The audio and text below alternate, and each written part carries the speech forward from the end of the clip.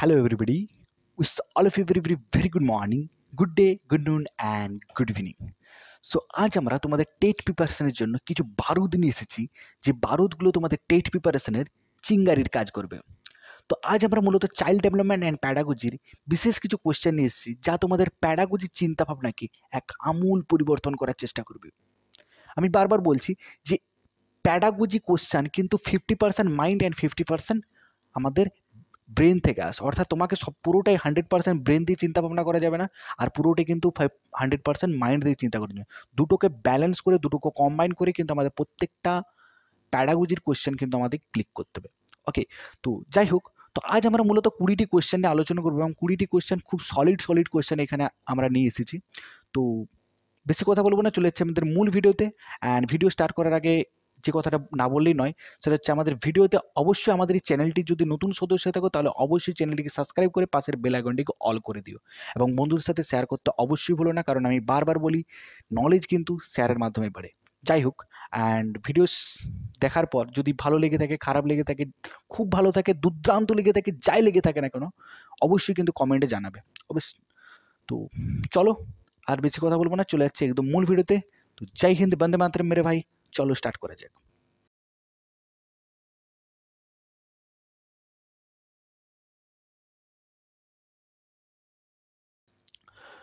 তো প্রথমে আমাদের যে কোয়েশ্চেনগুলো আছে, আমরা এখানে কিছু কোয়েশ্চেন নিয়েছি। প্রথম কোয়েশ্চেন আছে আমাদের, মেয়েদের শিক্ষাকে অগ্রাধিকার তালিকায় রাখা উচিত কারণ। মেয়েদের শিক্ষাকে অগ্রাধিকার তালিকায় রাখা উচিত, অর্থাৎ মেয়েদের শিক্ষা অবশ্যই প্রয়োজন। কেন? মেয়েরা, প্রথম অপশন, মেয়েরা ছেলেদের থেকে বেশি বুদ্ধিমান, ছেলেদের তুলনায় মেয়েদের সংখ্যা কম। অপশন সি, অতীতে মেয়েদের তুলনায় ছেলেদের সর্বক্ষেত্রে অন্যায় অগ্রাধিকার দেওয়া হয়েছে। অপশন ডি, সামাজিক পরিবর্তনের নেতৃত্ব দেওয়ার ক্ষেত্রে মেয়েরা এগিয়ে থাকে। কোনটা হবে বলে মনে হচ্ছে? দেখো, প্রথম অপশন যেটা আছে, মেয়েরা ছেলেদের থেকে বেশি বুদ্ধিমান, এই যে অপশনটা আছে, এই যে পয়েন্ট আছে, এটা পুরো বেসলেস। আজ পর্যন্ত কোনো সায়েন্টিস্ট প্রমাণ করতে পারেনি যে মেয়েরা ছেলেদের থেকে বেশি বুদ্ধিমান, বা কোনো সায়েন্টিস্ট এও প্রমাণ করতে পারেনি যে ছেলেরা মেয়েদের থেকে বেশি বুদ্ধিমান।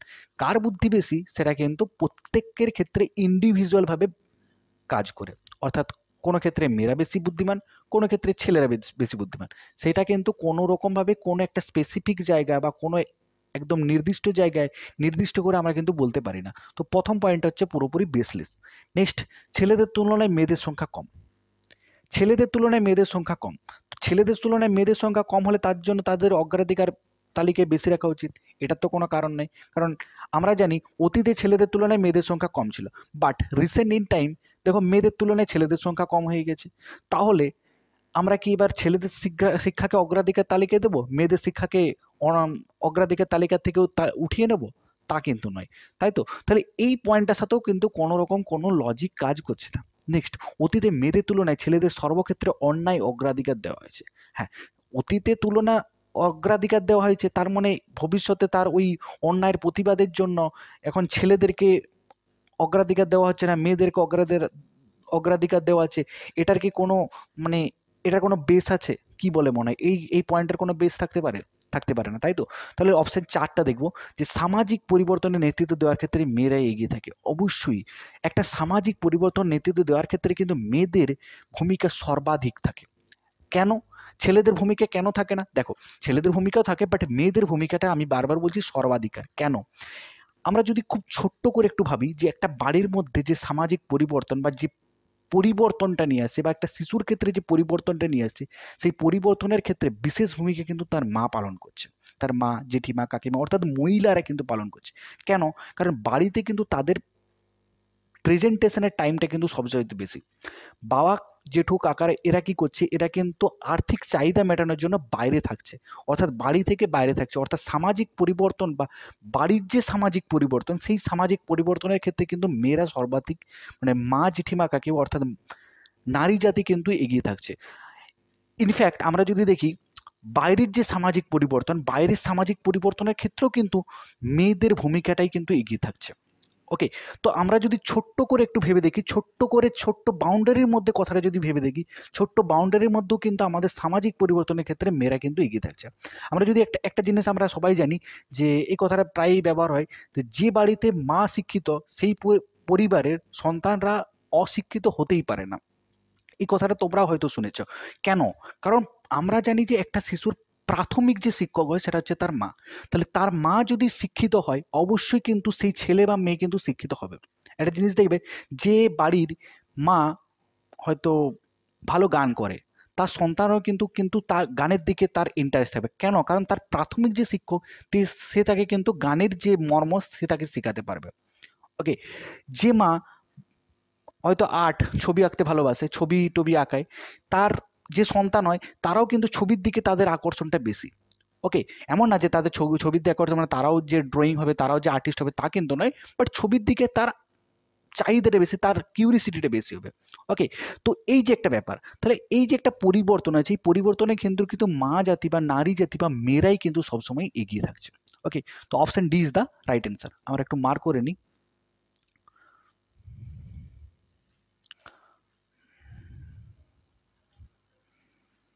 তো option D is the right answer. Next question, ছাত্রদের বাড়ির কাজ হোমওয়ার্ক পরীক্ষা করা সর্বশ্রেষ্ঠ পদ্ধতিটি কি? অপশন এ, ক্লাসে বুদ্ধিমান ছাত্রদের এই কাজে দায়িত্ব দেওয়া। অপশন বি, ক্লাসে দলবদ্ধ ছাত্রদের দিয়ে বাড়ির কাজ পরীক্ষা করানো। অপশন সি, নমুনা উত্তরের মাধ্যমে তাদের বাড়ির কাজ পরীক্ষা করা। অপশন ডি, নিয়মিতভাবে শিক্ষকের দ্বারাই তাদের বাড়ির কাজ পরীক্ষা করানো। কোনটা বলে মনে হতে পারে? অবশ্যই option D is the right answer. কেন? কারণ ক্লাসে বুদ্ধিমান ছাত্রদের এই কাজের দায়িত্ব দেওয়া। এটা কিরকম? ক্লাসে বুদ্ধিমান ছাত্ররা সবসময় একটা মাথায় রাখতে হবে, যখন আমরা কোনো একটা ছাত্রের কথা বলছি, অবশ্যই তারা বন্ধু, তাদের মধ্যে সেরকম কোনো শত্রুতা সম্পর্ক নেই, বাট একটা কম্পিটিশনের ব্যাপার থাকে। তাতে কি হবে, যারা বুদ্ধিমান ছাত্র তারা নিজেদেরকে একটু স্পেশাল বলে মনে করবে এবং তাদের মধ্যে কিন্তু অহংকারের একটা জন্ম নেবে। এটা কিন্তু খুব মারাত্মক একটা বিপদের কারণ হতে পারে। তাই তো এটা মারাত্মক একটা ভয়ানক কাজ, যে কোনো ক্লাসে কোনো স্টুডেন্টকে বেশি প্রায়োরিটি দেওয়ার ফলে তার যদি নিজেকে অন্যদের থেকে একটু নিজেকে আলাদা মনে হয়, তাহলে কিন্তু তার ক্ষেত্রে, তার জীবনের ক্ষেত্রে, অন্য জীবনের ক্ষেত্রে কি হবে তা আমি বলছি না, তার জীবনের ক্ষেত্রে কিন্তু সেটা মারাত্মক রকম একটা পরিণতি হতে পারে। তাহলে এই অপশানটি কিন্তু অবশ্যই ভুল। ক্লাসের বুদ্ধিমান ছাত্রদের কাজের দায়িত্ব দেওয়া এটা সম্ভব নয়। ক্লাসে দলবদ্ধভাবে ছাত্রদের বাড়ির কাজ পরীক্ষা করানো। দেখো, দলবদ্ধভাবে বা গ্রুপ স্টাডির যে কথাটা বলা হচ্ছে, এর ক্ষেত্রে একটা শিশুর ক্ষেত্রে কিন্তু এটা প্রযোজ্য হতে পারে না। কারণ শিশুরা যখন এক জায়গায় দলবদ্ধ হবে, তারা কিন্তু কখনোই তাদের হোমওয়ার্কটি পরীক্ষা করার চেষ্টা করে। তারা হোমওয়ার্ক পরীক্ষা করার নাম করে তারা কিন্তু সেখানে আড্ডা বা খেলাধুলার একটা পরিবেশ তৈরি করে ফেলবে। ওকে, তো ক্লাসের দলবদ্ধ এই অপশানটা এটাও কিন্তু ভুল।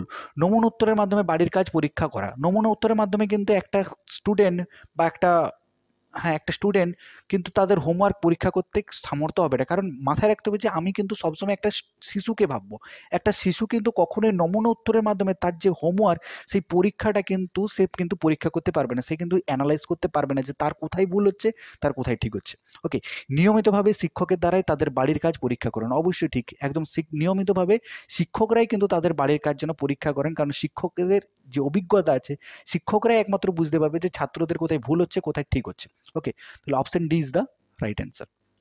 নেক্সট কোয়েশ্চেন, একজন ছাত্র তার শিক্ষককে সম্মান প্রদর্শন করেন না, শিক্ষক কি করবেন? একজন ছাত্র আছে, যে ছাত্র বিশেষ কিছু কারণে বা তাদের হয়তো মানসিক কিছু কারণের জন্য হয়তো শিক্ষককে সেরকমভাবে সম্মান প্রদর্শন করছে না। হতে পারে তার ফ্যামিলির থেকে এরকমভাবে কোনো কিছু শিক্ষা দেওয়া হয়েছে, বা বাইরে থেকে সামাজিক পরিবর্তন, সামাজিক কোনো শিক্ষার থেকে তার এরকম একটা ন্যাচারালিটি, তার একটা অ্যাটিটিউড জন্ম নিয়েছে যে তার শিক্ষককে সেরকমভাবে প্রায়োরিটি দেয় না বা সম্মান প্রদর্শন করে না। তাহলে এক্ষেত্রে শিক্ষক কী করবেন? ছাত্রটিকে উপেক্ষা করবেন, পরীক্ষায় তাকে কম নম্বর দিবেন, ছাত্রটির পিতামাতা বা অভিভাবকের সঙ্গে কথা বলবেন, ছাত্রটিকে তিরস্কার করবেন। দেখুন, প্রথম অপশন যেটা আছে ছাত্রটিকে উপেক্ষা করবেন, হতে পারে কি, কি বলে মনে হতে হবে? ছাত্রটিকে উপেক্ষা করবেন। পরের অপশানে আছে, এই অপশানটাতে আমি পরে কথা বলবো, ছাত্রটিকে উপেক্ষা করবো না, আমি পরে বিশ্লেষণ করবো কেন এই পয়েন্টটা হবে বা কেন পয়েন্টটা হবে না। যাই হোক, পরীক্ষায় তাকে কম নম্বর দেবে, এটা পুরোপুরি লজিকলেস, এর মধ্যে কোনো লজিক নেই। মানে তোমাকে যে প্রদর্শন করছে না, সম্মান প্রদর্শন করছে না, তাকে তুমি কম নাম্বার দেবে, এটা তো একদম কোনো হিউম্যানিটির মধ্যে পড়েই না, তাই না? মানে তোমাকে যে প্রায়োরিটি দিচ্ছে না, তুমি তাকেও মানে একটা স্টুডেন্টকে, একদম শিশুকে তুমি প্রায়োরিটি দেবে না, এটা তো কোনো একদম মানে পুরোটাই হিউম্যানলেস। ওকে, তো এই আমাদের এই পয়েন্টটা চলবে না। নেক্সট, ছাত্রদের পিতামাতা ও অভিভাবকের সঙ্গে কথা বলবেন। দেখুন, এই পয়েন্টটা অনেকেই মনে হতে পারে যে ছাত্রদের পিতামাতা ও অভিভাবকের সাথে কথা বলবেন। প্রথম কথা, একটা ছাত্র তার যে বিহেভিয়ার, সেই বিহেভিয়ারটা যদি খারাপ হয়, সেই খারাপ বিহেভিয়ারটা যদি তার পিতামাতা বা অভিভাবকের সাথে কথা বলেন, তাহলে কি হবে? অভিভাবক বা পিতামাতা সেই বাচ্চাটাকে কিন্তু শাস্তি প্রদান করবে। এটা একদম ন্যাচারাল প্রসেস। তাদেরকে কিন্তু শাস্তি প্রদান করবে। এই শাস্তি প্রদানের ফলে কিন্তু ছাত্রটি এবং শিক্ষকের মধ্যে কিন্তু একটা ডিস্টেন্স তৈরি হয়ে যাবে। আমাদের সবসময় টার্গেট থাকবে একজন শিক্ষক এবং ছাত্রের মধ্যে ডিস্টেন্স যতটা সম্ভব কম হওয়া এবং তাদের মধ্যে বন্ধুত্বের সম্পর্ক তৈরি হওয়া। এবং পিতামাতার কাছে যদি অভিযোগ করা হয় তাহলে কিন্তু পিতামাতার ফলে, পিতামাতার শাস্তির ফলে কিন্তু বাচ্চাটার মনে শিক্ষকের প্রতি যদিও কিছু সম্মান ছিল সেই সম্মানটা কিন্তু চলে যাবে এবং তাদের মধ্যে কিন্তু একটা ডিফারেন্স, একটা ডিস্টেন্স তৈরি হয়ে যাবে। তাহলে অপশন সিটা কিন্তু করা যাবে না। ছাত্রটিকে তিরস্কার করবেন, ছাত্রটিকে বকাবকি করবেন, অবশ্যই না। ছাত্রকে কখনোই কিন্তু বকাবকির মাধ্যমে নিজের সম্মান প্রদর্শন করে না, মানে আপনি একজন টিচার আপনাকে সম্মান প্রদর্শন করছেন না বলে আপনি তাকে তিরস্কার করছেন, বকাবকি করছেন, তা কিন্তু কখনোই করা সম্ভব নয়। তাহলে অবশ্যই কিন্তু ছাত্রটিকে উপেক্ষা করবেন। কেন ছাত্রটিকে উপেক্ষা করবেন? উপেক্ষা করার অর্থ তাকে, তার যে বিহেভিয়ারগুলো সেই বিহেভিয়ারগুলো নজর আন্দাজ করবেন, অর্থাৎ সেগুলো আমরা চোখ এড়িয়ে চলে যাব, তাকে এড়িয়ে চলে যাব। কেন? কারণ আমরা সবসময় দেখবো আমার টার্গেট থাকবে যে সে নিজে নিজে যাতে তো ঠিক হয়। সে যখন দেখবে তার অন্যান্য যে বন্ধু বান্ধব আছে সেই অন্যান্য বন্ধু বান্ধব শিক্ষককে সম্মান প্রদর্শন করছে, সে অটোমেটিকলি নিজে নিজে গিল্টি ফিল করবে। এবং এটাই কিন্তু উচিত একজন ছাত্রকে সঠিক পথে প্রদর্শন করা। একজন ছাত্র সঠিক পথে প্রদর্শন তখনই হবে যে তখন নিজে নিজে গিল্টি ফিল হবে, তখনই কিন্তু সেই ছাত্রটি সঠিক পথে কিন্তু আবার চালিত হবে। তাহলে option A is the right answer. ছাত্রটিকে উপেক্ষা করবেন। ছাত্রটিকে উপেক্ষা করলে টাইমের সাথে সাথে অবশ্যই কিন্তু ছাত্রটি ঠিক হয়ে যাবে। জীবনে সাফল্য পেতে কোয়েশ্চেন 4, জীবনে সাফল্য পেতে ছাত্রদের কিভাবে উদ্দীপিত করা যেতে পারে? বাছাই পড়াশোনা করতে বলবেন, যত সম্ভব তখন, যখন সম্ভব তখন পড়াশোনা করতে বলে, নিবিড় পড়াশোনা করতে বলে, সশব্দে পড়াশোনা করতে বলে। জীবনে সাফল্য পেতে গেলে বাছাই পড়াশোনা করা প্রথম কথা চলবে না। জীবনে সাফল্য পেতে গেলে বাছাই পড়াশোনা মানে সাজেস্টিভ যে কোয়েশ্চেনগুলো, এটা কিন্তু খুব মারাত্মক। মানে আমাদের এই মডার্ন যুগে এই ট্রেডিশনটা কিন্তু খুব বেসিসভাবে চলে যাচ্ছে যে সবসময় আমরা পরীক্ষা ক্ষেত্রে সাজেস্টিভভাবে পড়তে চাই। যে আমরা বিভিন্ন টিচারের কাছে বলি যে স্যার সাজেশন দিয়ে দেন, সাজেশন দিয়ে দেন। সাজেশনের ফলে কি হচ্ছে, আমাদের যে পড়ার যে লেভেলটা বা পড়ার যে লেভেলটা সেটা অনেক কম হয়ে যায় এবং পড়ার যে বাউন্ডারিটা, যে শিক্ষার যে বাউন্ডারিটা সেটা কিন্তু অনেকটা ছোট হয়ে যাচ্ছে। তাহলে বাছাই পড়াশোনা করতে বলে এটা কিন্তু জীবনে সাফল্য পেতে পাওয়া যায় না। হ্যাঁ, হতে পারে যে সাময়িকভাবে কিছু সাফল্য হলো, সাময়িকভাবে কোনো পড়াশোনা, কোনো একটা পরীক্ষাতে ভালো নাম্বার চলে এলো, তার মানে এই না যে জীবনে সাফল্য হয়ে গেল। ওকে, তাহলে জীবনে সাফল্য হতে গেলে কিন্তু বাছাই পড়াশোনা করা চলবে না। নেক্সট, যখন সম্ভব তখন পড়াশোনা করতে বলে। দেখুন, যখন সম্ভব তখন পড়াশোনা করতে বলে অবশ্যই ঠিক, যখন সম্ভব তখনই পড়াশোনা করা চলবে, বাট সবসময় পড়াশোনা করা যাবে না। একটা নির্দিষ্ট টাইমে, একটা নির্দিষ্ট সময় কিন্তু আমাকে পড়াশোনা করতে হবে। অর্থাৎ একটা কথা বারবার বলা হয় যে খেলার টাইমে খেলা, খাবার টাইমে খাবার, পড়ার সময় পড়া। এই জিনিসটা কিন্তু, এই রুটিনটা, একটা রুটিনের মাধ্যমে আমাদের কাজটা করতে হবে। তাহলে যখন সম্ভব তখন পড়াশোনা করার ফলে কি হবে, পড়াশোনার প্রতি কিন্তু একটা অনীহা সৃষ্টি হতে পারে। তাহলে এই অপশানটাও কিন্তু আমাদের ভুল। যখন সম্ভব তখন পড়াশোনা করতে বলে। নিবিড় পড়াশোনা করতে বলে। নিবিড় পড়াশোনা অর্থাৎ সাজেস্ট একটা রুটিনের মাধ্যমে, এটা রুটিনের অর্থাৎ খেলার সময় খেলা, পড়ার সময় পড়া, খাওয়ার সময় খাওয়া। এর ফলে কি হবে, তার কিন্তু পড়াটাকেও কিন্তু একটা খেলার মতন মনে হবে। প্রত্যেকটাকে একটা টাইম পিরিয়ড যদি আমি ভেবে নিই তাহলে তার কিন্তু পড়াটার প্রতি কোনো অনীহা সৃষ্টি হচ্ছে না, তাই তো? তাহলে নিবিড় পড়াশোনা করতে বলে, সশব্দে পড়তে বলে। দেখো, সশব্দে পড়াটা কিন্তু অবশ্যই ভালো, কিন্তু এই পড়ার ফলে কি হবে, এই পড়ার ফলে কিন্তু টায়ার্ড হয়ে যেতে পারে বাচ্চা। বারবার জোরে জোরে যখন কথা বলবে, এই যে আমি এখন জোরে জোরে কথা বলছি, আমি কিন্তু টায়ার্ড হচ্ছি, বারবার আমার যে এনার্জি লস হচ্ছে। তাহলে একটা বাচ্চাকে যদি বারবার সশব্দে জোরে জোরে জোরে জোরে পড়া করতে বলে, সে কিন্তু আস্তে আস্তে টায়ার্ড হয়ে পড়ে এবং সে কিন্তু পড়াটার প্রতি একটা অনীহা সৃষ্টি হতে পারে। তাহলে option C is the right answer, নিবিড় পড়াশোনা করতে বলে। নেক্সট কোয়েশ্চেন, স্কুলে সাংস্কৃতিক কার্যক্রম পরিচালনার মূলে দায়িত্ব কার নেওয়া উচিত? প্রধান শিক্ষকের, এই বিষয়ে শিক্ষকের, যেসব শিক্ষক এতে আগ্রহী তাদের, সমস্ত শিক্ষকের? কোন অপশনটা বলে মনে হচ্ছে? স্কুলে সাংস্কৃতিক কার্যক্রম পরিচালনার দায়িত্বে, এই জায়গাটা একটু বুঝতে হবে। পরিচালনার মূলে দায়িত্বটা কার নেওয়া উচিত? দেখুন, কার্যক্রম সমস্ত শিক্ষকেরই নেওয়া উচিত। স্কুলের যে সাংস্কৃতিক কার্যক্রম কোনো স্পেসিফিক টিচারের জন্য নয়, এটা সমস্ত শিক্ষকই যেন এতে অংশগ্রহণ করে। বাট মূলে কার দায়িত্ব, পরিচালনাটা কি করবে? অবশ্যই কিন্তু প্রধান শিক্ষকের, কারণ প্রধান শিক্ষকের আন্ডারে সমস্ত টিচার আছে। সো প্রধান শিক্ষককে কিন্তু এই ক্ষেত্রে দায়িত্বটা নেওয়া উচিত। এই বিষয় শিক্ষকের হবে না, কারণ এই বিষয় শিক্ষক কারণ প্রধান শিক্ষকের আন্ডারে থাকছে। এই বিষয় শিক্ষক যে আছে সে হয়তো কোপারেট করতে পারে প্রধান শিক্ষকের সাথে, বাট মূলে কিন্তু, হেডে কিন্তু আমাদেরকে প্রধান শিক্ষককে রাখতে হবে। তাহলে option A is the right answer. Next, বইয়ের উল্লেখিত পদ্ধতি অনুসারে শিক্ষক সমস্যার সমাধান করতে শেখালো একটি ছাত্র ভিন্ন পদ্ধতিতে সমস্যাটি সমাধান চেষ্টা করে ছাত্রটিকে অপশন এ একই বিষয়ের অন্যান্য বই পড়তে নিরুৎসাহ করা উচিত, একই বিষয়ের অন্যান্য বই পড়তে উৎসাহিত করা উচিত, ক্লাসের পর তার সঙ্গে কথা বলা উচিত, অপশন ডি পরীক্ষায় নম্বর পাওয়ার প্রয়োজনে ক্লাসে দেখানো পদ্ধতি অনুসরণ করতে বলা উচিত। কোনটা বলে মনে হতে পারে, কোনটা বলে মনে হতে পারে? দেখুন, প্রথম বলেছে একই বিষয়ে অন্যান্য বই পড়তে নিরুৎসাহিত করা উচিত, অবশ্যই না। বাট আমাদের এই সমাজে এমন অনেক টিচার আছে যারা অনেক ক্ষেত্রে বলে থাকে যে এই বইগুলো পড়ো না, এই বইগুলো পড়ো, এই বইগুলো পড়ে এইগুলো ক্লাসে আসবে, এইগুলো আমাদের পরীক্ষায় আসবে, এই যে ব্যাপারটা, অর্থাৎ অন্যান্য বই পড়তে তাকে নিরুৎসাহিত করা, এটা কিন্তু অবশ্যই উচিত নয়। একই বিষয়ে অন্যান্য বই পড়তে উৎসাহিত করা উচিত, অবশ্যই। একটা একই বিষয়ের অন্যান্য যদি আলাদা আলাদা আলাদা আলাদা যদি বই পড়ে, আলাদা আলাদা পাবলিশারের যদি বইগুলো পড়ে, তাহলে কি হবে, অনেকটা থিওরি তার মধ্যে আসছে। এমন না, দেখো আমাদের পৃথিবীতে এমন কোনো বই নেই যার মধ্যে সমস্ত ইনফরমেশন আছে। তাহলে আমাদেরকে কিন্তু ইনফরমেশনগুলো অ্যাকুমুলেট করার জন্য কিন্তু অন্যান্য টাইপের অন্যান্য লেখকের বই কিন্তু আমাদের পড়তে হয়। তাহলে কিন্তু অন্যান্য ছোট ছোট ছোট ছোট যে আমাদের কোয়েশ্চেনগুলো আছে, যে বিভিন্ন ধরনের যে আমাদের শিক্ষা পদ্ধতিটা, সেই ছোট ছোট শিক্ষা পদ্ধতি, এই জিনিসগুলো কিন্তু আমাদের মধ্যে অ্যাকুমুলেট হয় একই বিষয়ের অন্যান্য বই পড়লে। তাহলে option B is the right answer.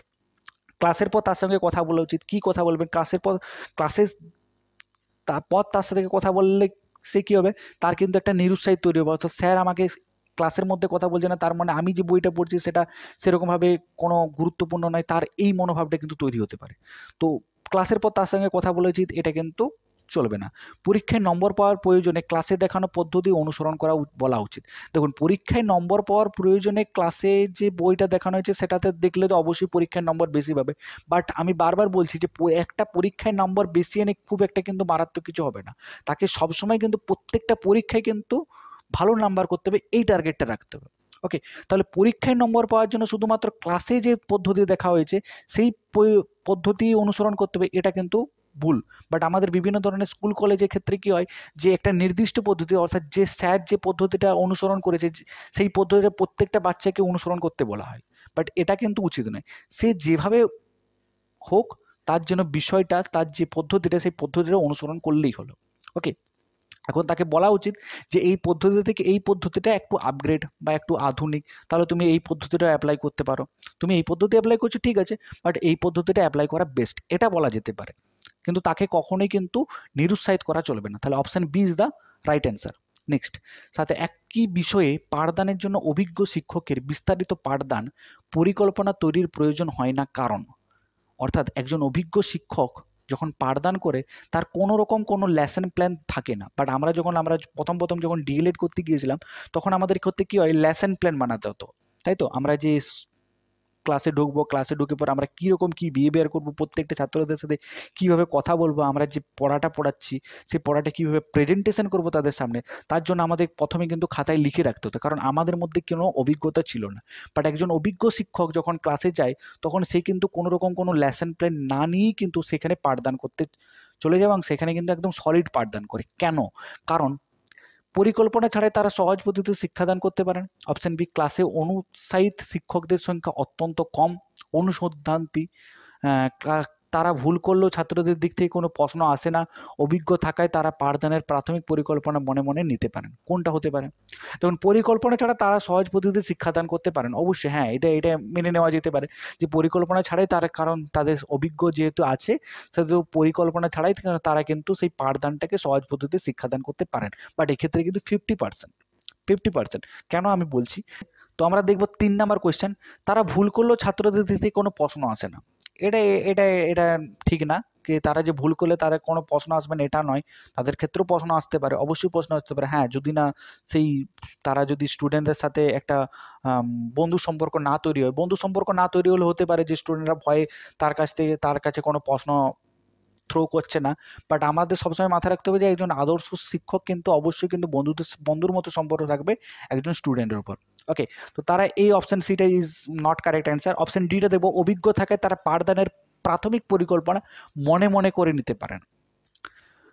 হ্যাঁ, অবশ্যই অভিজ্ঞতা থাকায় যে প্রাথমিক যে স্টাফটা, অর্থাৎ তারা অনেকবার করে লেসন প্ল্যান করিয়েছে এবং লেসন প্ল্যানের মাধ্যমে তারা বিভিন্ন ধরনের পাঠদান করিয়েছে। সো তার ফলে তার একটা অভিজ্ঞতা তৈরি হয়ে গেছে, একটা প্রি লেসন প্ল্যান তার মাথায় কিন্তু অটোমেটিকলি সেট হয়ে যায়। তো এটা অপশান ডি হবে রাইট অ্যান্সার। অভিজ্ঞ থাকার জন্য পাঠদানের প্রাথমিক পরিকল্পনা মনে মনে করে নিতে পারেন। ওকে, এখন এইখানে একটা ছিল যে পরিকল্পনা ছাড়া তারা সহজ পদ্ধতিতে শিক্ষাদান করতে পারেন। এই যে সহজ পদ্ধতিটা, এটা মনে হতে পারে হয়তো শিক্ষকের কাছে সহজ পদ্ধতি, বাট এটা তো স্টুডেন্টদের কাছে নাও সহজ পদ্ধতি হতে পারে, তাই না? তাহলে এই যে পদ্ধতিটা, এটা এই জন্য আমরা অপশন এটাকে আমরা রাইট অ্যান্সার করলাম না, কারণ এইখানে যে সহজ পদ্ধতি বলা হচ্ছে, এই সহজ পদ্ধতিটা হতে পারে কোনো শিক্ষকের কাছে সহজ, বাট সেই পদ্ধতিটাই হতে পারে অন্য কোনো স্টুডেন্টের কাছে কিন্তু কঠিন। তাহলে আমাকে কিন্তু প্রথম থেকে একটা প্রি প্ল্যান অবশ্যই রেডি করতে হবে, এবং সেই প্রি প্ল্যানটা যদি অভিজ্ঞ থাকার জন্য প্রি প্ল্যানটা মনে মনে আমার অ্যাকচুয়ালি তৈরি হয়ে যায়, যে এরপর কী করা উচিত, এই সিচুয়েশনে কী করা উচিত, এরপর কী বলা উচিত, প্রেজেন্টেশনটা কীভাবে অন্থ্র করা উচিত। ওকে, তো option D is the right answer. Next question, কম বয়সে ছাত্রদের স্কুল ত্যাগ আটকানো যায়? পাঠ্যক্রমের ভার কমিয়ে, অপশন বি শিক্ষকদের সংবেদনশীলতার মাধ্যমে, অপশন সি স্কুলে আকর্ষণীয় পরিবেশ তৈরি করে, অপশন ডি ছাত্রদের উৎসাহিত করার মাধ্যমে। কোনটা হতে পারে? পাঠ্যক্রমের ভার কমিয়ে খুব একটা কাজ করা যায় না, কারণ প্রথম কথা যারা স্কুল ত্যাগ করছে তারা পাঠ্যক্রমের ভারী যে সবসময় করছে তা কিন্তু নয়, তারা নিরুৎসাহিতের জন্য করছে, অর্থাৎ পড়াশোনার প্রতি তাদের সেরকম খুব একটা এনার্জি নেই, তার জন্য হয়তো তারা স্কুল ত্যাগ করে নিচ্ছে, বা কোনো ফ্যামিলির চাপে তারা স্কুল ত্যাগ করছে। তাহলে পাঠ্যক্রমের ভার কমিয়ে খুব একটা কিন্তু ইফেক্টিভ কাজ হবে না। হ্যাঁ, হতে পারে, কিছুটা হতে পারে, বাট পুরোপুরি কিন্তু এক্ষেত্রে সম্ভব নয়। শিক্ষকদের সংবেদনশীলতার মাধ্যমে, শিক্ষকদের সংবেদনশীলতা হওয়ার মাধ্যমেও কিন্তু স্কুল ত্যাগ করা যাবে না, কারণ আমি বারবার বলছি যে স্কুল ত্যাগ করার কিন্তু একটা কারণ হতে পারে না, অনেকগুলো কারণ হতে পারে। ফ্যামিলির ব্যাকগ্রাউন্ড বা ফ্যামিলির যে আর্থিক সংকট, আর্থিক কোনো সমস্যার জন্য স্কুল ত্যাগ হচ্ছে, বা অন্য কোনো কারণে ফ্যামিলির চাপে বা অন্য কোনো কারণে যদি স্কুল ত্যাগ হচ্ছে, তাহলে একটা কারণের জন্য কিন্তু স্কুল ত্যাগ হচ্ছে না। তাহলে শুধুমাত্র সংবেদনশীলতার মাধ্যমে এই প্রবলেমটা কিন্তু সলভ করা সম্ভব নয়। স্কুলে আকর্ষণীয় পরিবেশ তৈরি করে, স্কুলে আকর্ষণীয় পরিবেশ তৈরি করে যে ছাত্রদের অ্যাট্রাক্ট করা যায় তা কিন্তু নয়, কারণ প্রথম কথা ছাত্ররা কোনো মৌমাছি নয়, তাই তো, যে ফুলের রং বেরঙের হওয়ার ফলে তারা অ্যাট্রাক্ট হয়ে সেখানে চলে আসবে তা কিন্তু নয়। তাহলে তাদের মধ্যে একটা অনীহা সৃষ্টি হয়েছে বলে তারা স্কুলটা ত্যাগ করছে বা কোনো বিভিন্ন কারণে ত্যাগ করছে। তাহলে কোনো শুধুমাত্র একটা ছোট্ট একটা আকর্ষণীয় পরিবেশ তৈরি করে স্কুল ত্যাগ করা সম্ভব, তাকে আটকানো সম্ভব নয়। কারণ একটা জিনিস মাথায় রাখতে হবে, যেটা স্কুলে আকর্ষণীয় পরিবেশ সেটা কিন্তু বারবার দেখার পরে কিন্তু সেই আকর্ষণটা থাকছে না। একজন স্টুডেন্টের প্রথম হয়তো আকর্ষণ লাগবে, 1 মাস 2 মাস 3 মাস পর কিন্তু সেই জিনিসটা আর আকর্ষণিত, তারা কিন্তু সেই বারবার কিন্তু ওই জিনিসটার প্রতি আকর্ষিত হবে না। তাহলে কিন্তু তখন আবার কিন্তু তারা স্কুল থেকে ত্যাগ করে নিতে পারে। তাহলে অপশন সিটাও হবে না আমাদের রাইট অ্যান্সার।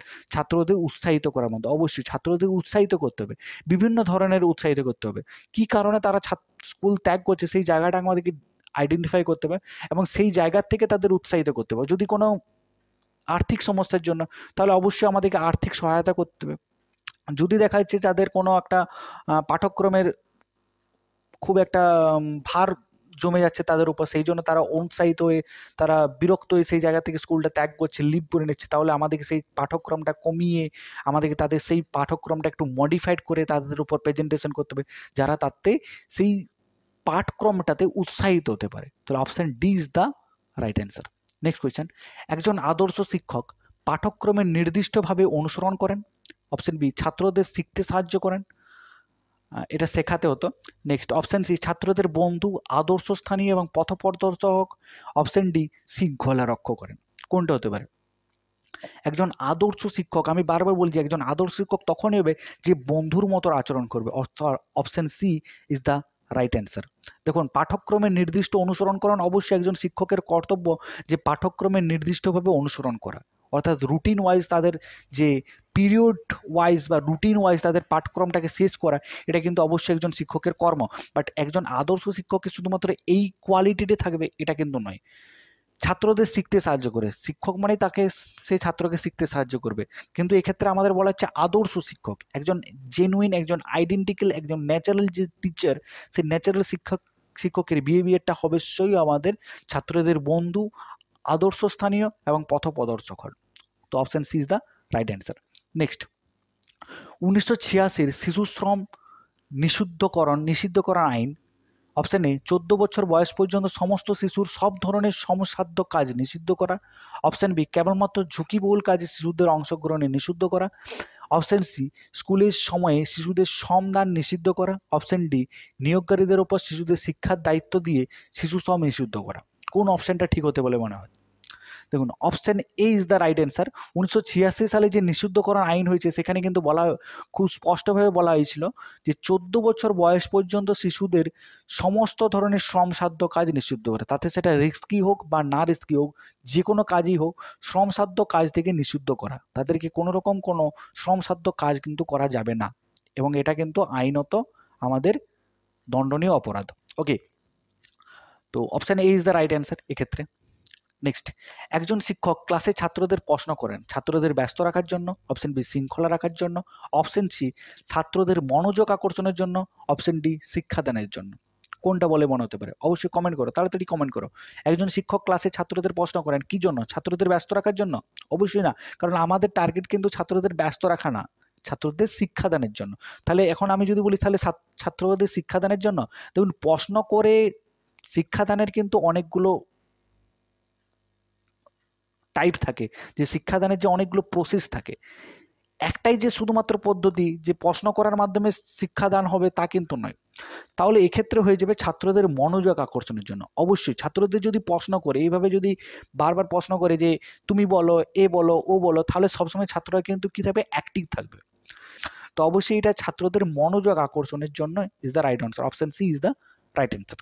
নেক্সট, স্কুলে ক্লাসের অবসরে শিক্ষক কি করবেন?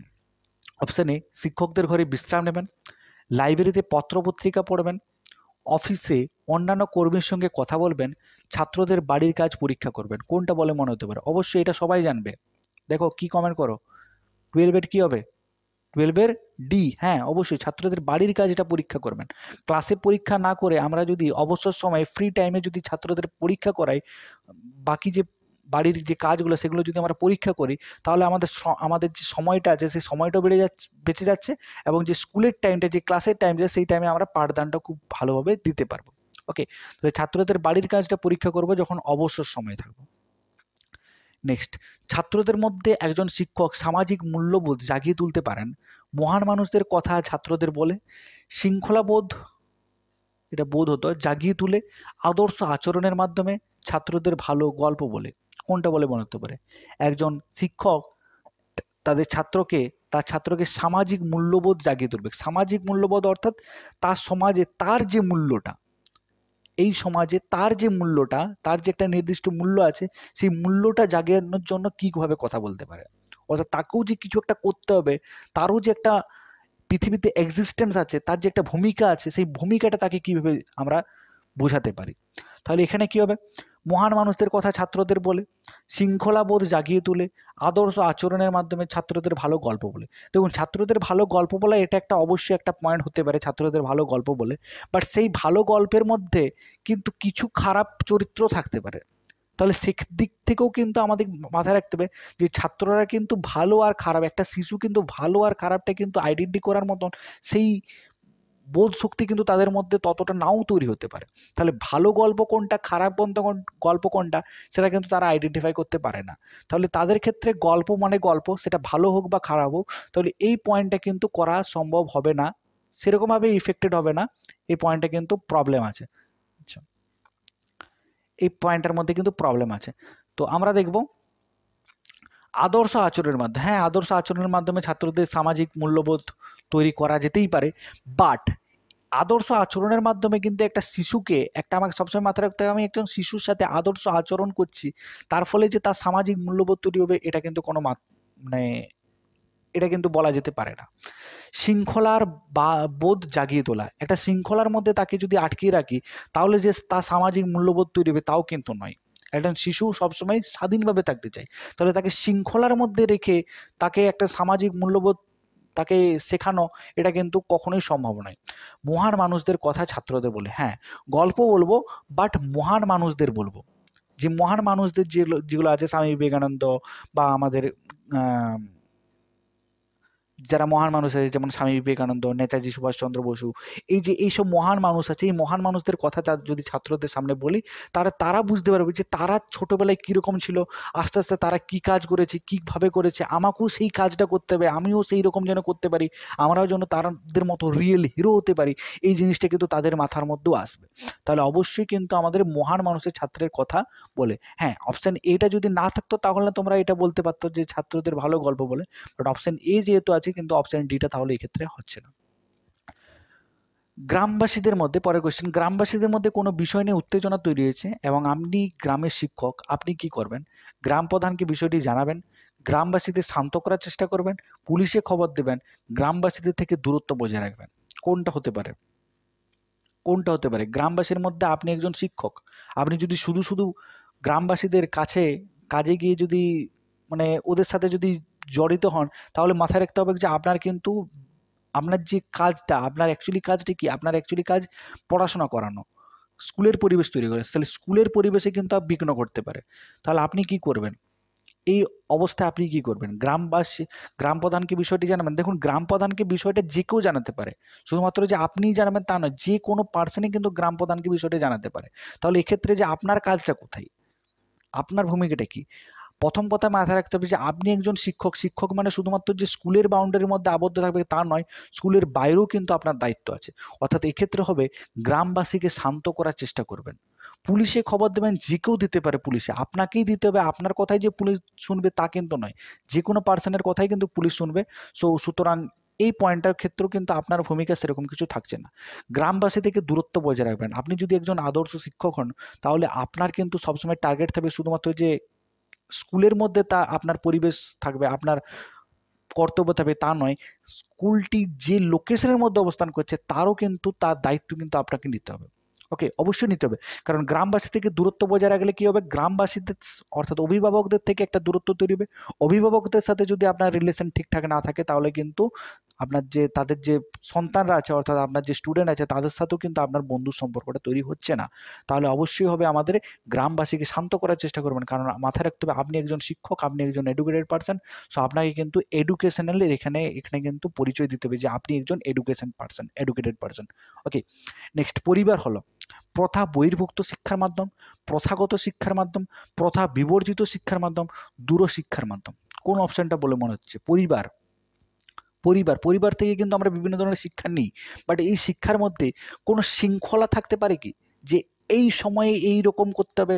এই আমরা আমরা দেখেছি যে পরিবারের মধ্যে যদি কোনো ভুল কাজ হয়, তাহলে আমরা সঙ্গে সঙ্গে কি আমাদেরকে পানিশমেন্ট দেওয়া হয় কি? তা কিন্তু হয় না, তাই তো? তাহলে প্রথা বহির্ভুক্ত শিক্ষার মাধ্যম বা প্রথাগত শিক্ষার মাধ্যম প্রথম কথা নয়। প্রথা বহির্ভুক্ত কথার অর্থ কি, বাউন্ডার নেই এরকম একটা শিক্ষার মাধ্যম। প্রথাগত শিক্ষার মাধ্যম অর্থাৎ এর মধ্যে একটা বাউন্ডারি আছে, এর মধ্যে একটা শৃঙ্খলা আছে। প্রথা বিবর্জিত শিক্ষার মাধ্যম অর্থাৎ এক্ষেত্রে কোনো শৃঙ্খলাই নেই, কোনো ব্যাপারই নেই। দূরশিক্ষার মাধ্যম অর্থাৎ বাইরে থেকে কোনো শিক্ষা হয়। প্রথম কথা দূরশিক্ষা হয় না। দূরশিক্ষা প্রথম কথা আমাদের একটা শিশুর ক্ষেত্রে প্রযোজ্য হয় না। দূরশিক্ষা মানে বাইরের থেকে শিক্ষা, দূর দেশ থেকে শিক্ষা, দূরের জায়গা থেকে শিক্ষা, তা কিন্তু নয়। পরিবার আমাদের নিজের জায়গা, নিজেদের স্থান, যেখানে আমরা বড় হচ্ছি। তাহলে পরিবারটা আমাদের দূর নয়, তাহলে দূরশিক্ষার মাধ্যম হচ্ছে না। প্রথা বিবর্জিত, দেখুন পরিবারের মধ্যে কি আমি জানি যে আইন নেই, বাট কি শৃঙ্খলাও থাকা কি প্রয়োজন নেই? অবশ্যই একটু কিন্তু শৃঙ্খলা থাকা প্রয়োজন, একটু কিন্তু বাউন্ডারি থাকা প্রয়োজন। তাহলে একদম যদি প্রথা বিবর্জিত করে দিই তাহলে কিন্তু প্রবলেম। প্রথাগত শিক্ষার মাধ্যম, বাউন্ডারিটি কি সলিড হবে? একদম পুরোপুরি একদম ভুল করেছো তো তুমি পানিশমেন্ট দেবে এরকম কন্ডিশন থাকা যায় কি? প্রত্যেকটা ভুলের জন্য এরকম নির্দিষ্ট আইন কানুন এরকম কি আমাদের পরিবারের মধ্যে থাকা উচিত? অবশ্যই থাকা উচিত নয়। পরিবারের মধ্যে কিন্তু ছুট থাকা উচিত। অর্থাৎ ভুল করেছো ঠিক আছে, তোমাকে বোঝাবে, তোমাকে ছোটোখাটো পানিশমেন্টও দেবে, এটাই কিন্তু পরিবার। তাহলে অর্থাৎ প্রথা বহির্ভূত শিক্ষার মাধ্যম অর্থাৎ তোমার যেরকম দরকার সেরকম তোমাকে দেবে। তুমি যদি বড় হও, তোমার যদি বয়স থাকে তাহলে তোমাকে পানিশমেন্ট দেবে, তোমাকে হয়তো বকাঝকা করবে। বাট তুমি যদি বাচ্চা হও, তাকে কিন্তু বকাঝকা করা যাবে না, তাকে কিন্তু আদরের মাধ্যমে সেই ভুলটার ক্ষেত্রে কিন্তু আলাদা আলাদা পানিশমেন্ট তাকে দেওয়া হচ্ছে। একজন বড়দের ক্ষেত্রে তাকে অন্য পানিশমেন্ট দেওয়া হচ্ছে, আর ছোটদের ক্ষেত্রে তাকে কিন্তু ভালোবেসে বোঝানো হচ্ছে। তাহলে প্রথা বহির্ভূত শিক্ষার মাধ্যম অর্থাৎ এক্ষেত্রে কিন্তু নির্দিষ্ট কোনো আইন কানুনের মধ্যে নয়, আলাদা আলাদা পার্সনের ক্ষেত্রে, আলাদা আলাদা ব্যক্তির ক্ষেত্রে আলাদা আলাদা বা আইন শৃঙ্খলা এখানে প্রযোজ্য হচ্ছে। অর্থাৎ প্রথা বহির্ভূত শিক্ষার মাধ্যম 15 এই হচ্ছে রাইট অ্যান্সার।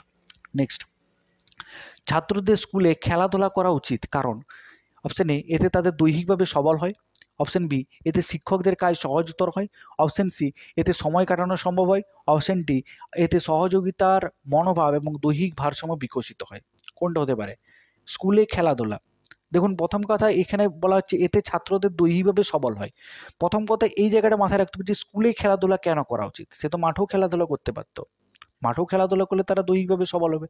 এমন তো না যে স্কুলে খেলাধুলা করলেই তারা দৈহিকভাবে সবল হবে, তা কিন্তু নয়। তাহলে এতে তারা দৈহিকভাবে সবল হয় এটা কিন্তু হ্যাঁ হতে পারে, দৈহিকভাবে সবল অবশ্যই হবে, বাট স্কুলের জন্য এর জন্য স্কুলটাই যে দায়ী তা কিন্তু নয়। তাহলে স্কুলে খেলাধুলা করা উচিত কারণ এতে দৈহিকভাবে সবল হয়, এটা কিন্তু মানা যেতে পারে না। এতে শিক্ষকদের কাজ সহজতর হয়। শিক্ষকদের কাজ সহজতর কারণে স্কুলে খেলাধুলা হয় তাহলে টাইম পাস করা যাবে, এটা কি কোনো মানে হতে পারে? তা কিন্তু নয়। তাহলে শিক্ষকদের কাজ সহজতর হয় এটা কিন্তু বলা যেতে পারে না। এতে সময় কাটানো সম্ভব, অবশ্যই। এটা কি করে হয়?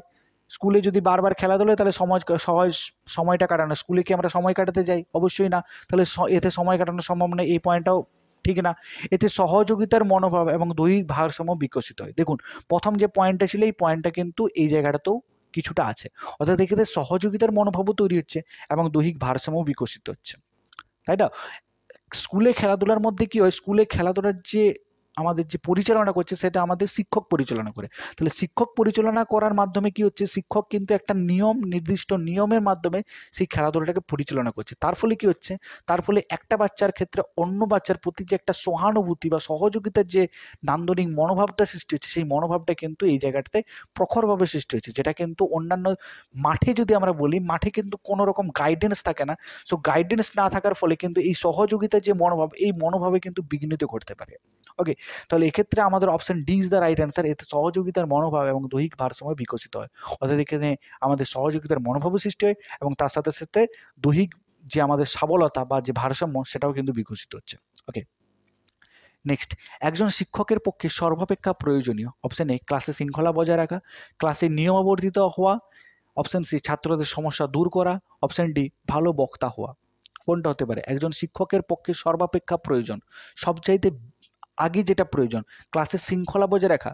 সবসময় একটা নির্দিষ্ট আইনের মাধ্যমে, প্রত্যেকটা আইন কানুনের মধ্যে একটা শৃঙ্খলার মধ্যে একটা বাউন্ডারির মাধ্যমে ছাত্রকে টুটি টিপে রাখা, এটা কি একজন শিক্ষকের সর্বাপেক্ষা প্রয়োজনীয় কাজ? অবশ্যই না। একজন শিক্ষককে অবশ্যই কিন্তু তার হ্যাঁ আইন শৃঙ্খলা রাখতে হবে, অবশ্যই শৃঙ্খলা রাখতে হবে, বাট সেই শৃঙ্খলাটা যাতে খুব প্রখর না হয়। তাহলে সর্বাপেক্ষা প্রয়োজন কিন্তু শৃঙ্খলা হতে পারে না। ক্লাসে নিয়মাবর্তিত হওয়া, প্রত্যেকটা ক্লাসের নিয়ম তো অবশ্যই প্রয়োজন, বাট নিয়মাবর্তির মাধ্যমে কিন্তু এটাই যে একজন শিক্ষকের টার্গেট হওয়া উচিত, এটা কিন্তু আমার মনে হয় না। ক্লাসে নিয়মাবর্তী হওয়া অবশ্যই প্রয়োজন, কিন্তু একদম সর্বাপেক্ষায় যেহেতু এখানে বলা হচ্ছে সর্বাপেক্ষা কিন্তু নয়। ছাত্রদের সমস্যা দূর করা, অবশ্যই একজন শিক্ষকের ফার্স্ট টার্গেট, ফার্স্ট প্রায়োরিটি হচ্ছে ছাত্রদের যে সমস্যাগুলো আছে সেই সমস্যাগুলো দূর করা, সেটা পড়াশোনার ক্ষেত্রে হোক বা কোনো জীবনের কোনো অন্যান্য কোনো মূল্যায়নের ক্ষেত্রেই হোক। ছাত্রদের সমস্যা যদি পড়ে সেই সমস্যা কিন্তু একজন শিক্ষককে সমাধান করা, এটাই কিন্তু সর্বাপেক্ষা প্রয়োজনীয় কাজ। তারপরে সেটা নিয়মবর্তিত হোক, তারপরের কাজ হোক শৃঙ্খলা রক্ষা করা। ভালো বক্তা হওয়া, ভালো বক্তা একজন শিক্ষকের নাও হতে পারে, এবং সে না হলে সে যে ভালো একজন আদর্শ শিক্ষক নয় তা কিন্তু বলা যেতে পারে না। একজন আদর্শ শিক্ষক যে ভালো বক্তা হবে তার কিন্তু কোনো গ্যারেন্টি নেই, তাই তো? তাহলে ভালো বক্তা এটাই আমরা মেনে নিতে পারবো না। তাহলে হচ্ছে ছাত্রদের সমস্যা দূর করা, option C is the right answer.